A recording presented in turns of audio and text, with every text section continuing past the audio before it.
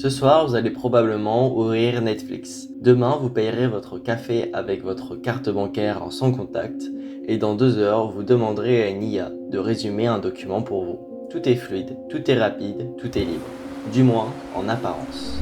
Nous vivons dans l'ère la plus confortable de l'histoire humaine, où les biens et services sont en abondance et en foison.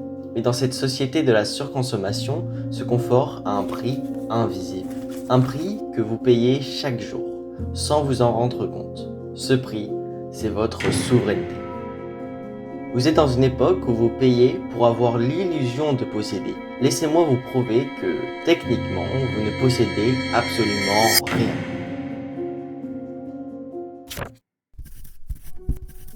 Prenons un cas concret. Quand vous payez votre abonnement Netflix, vous n'achetez pas des films, vous louez le droit d'y accéder, jusqu'au jour où Netflix décide de retirer votre série préférée ou d'augmenter ses prix. Vous n'avez aucun contrôle. Cela est la même chose avec vos outils et vos IA préférés. Vous y passez des heures, vous y stockez vos données, vos idées, votre travail. Mais si l'entreprise ferme votre compte, tout disparaît. Et le pire dans tout ça, votre argent. L'argent sur votre compte bancaire n'est pas à vous. C'est une simple ligne de crédit que la banque vous doit. Si demain un décret bloque les retraits, votre argent reste bloqué. Vos banques et les GAFAM deviennent chaque jour de plus en plus puissants et nous devenons de plus en plus dépendants. Vous allez me dire que cela n'a pas de sens, que jamais aucune banque n'ait fait cela.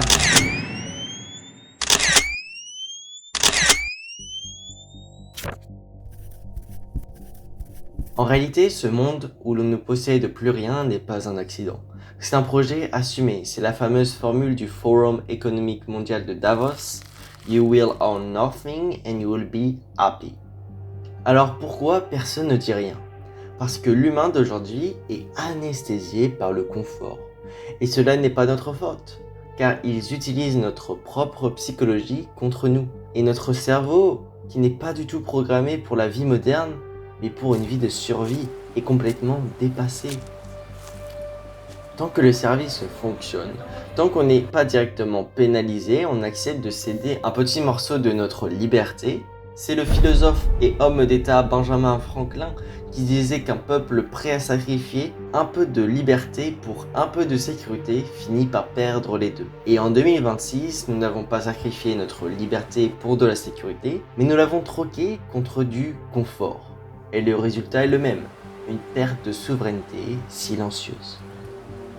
Mais attention, ici le but n'est pas de devenir complètement paranoïaque. Je ne vous demande pas de construire votre propre data center dans votre jardin pour devenir 100% autonome.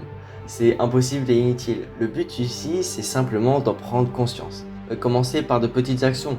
Par exemple, sauvegarder vos données importantes en local sur un disque dur externe à la place d'un cloud, ou tester une alternative décentralisée. Essayez de sortir un tout petit peu de la dépendance absolue. Pourtant, pour la toute première fois dans l'histoire de l'humanité, nous avons enfin le choix. Le choix de réellement posséder nos actifs et nos biens dans ce monde moderne.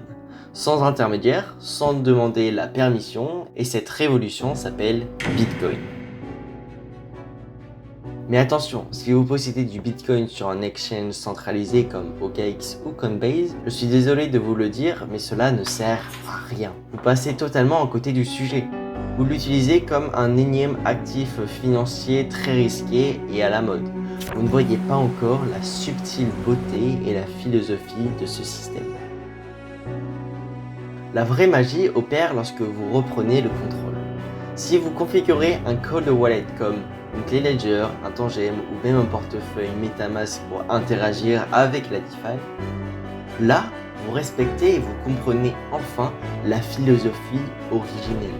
Car sur un cold wallet, votre clé privée est à vous. L'accès à vos fonds, c'est vous qui la possédez. Alors cela demande de prendre des responsabilités. C'est le prix de la liberté. Si vous perdez votre phrase de récupération, si vous faites une erreur, c'est votre faute. Il n'y a pas de service client pour vous sauver. Vos bitcoins seront perdus pour l'éternité.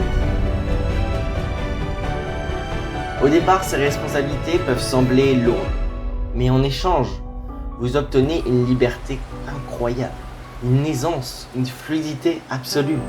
Vous possédez enfin réellement. Vous n'avez à demander l'autorisation à personne, ni à une banque, ni à un gouvernement, ni à une entreprise pour réaliser une action. Acheter, vendre, envoyer, recevoir à n'importe quelle heure du jour ou de la nuit, à l'autre bout de la planète en quelques secondes et à bas frais. Le monde moderne veut vous faire louer votre vie et la décentralisation vous propose de la posséder. Le choix vous appartient. Je sais que la décentralisation a ses propres défauts et ses barrières à l'entrée, mais je voulais vous partager cette réflexion. Dites-moi en commentaire quelle est la première petite action que vous allez mettre en place pour reprendre le contrôle. N'oubliez pas de vous abonner pour ne pas manquer les prochaines analyses de la DeFi. Prenez soin de votre souveraineté et à la prochaine.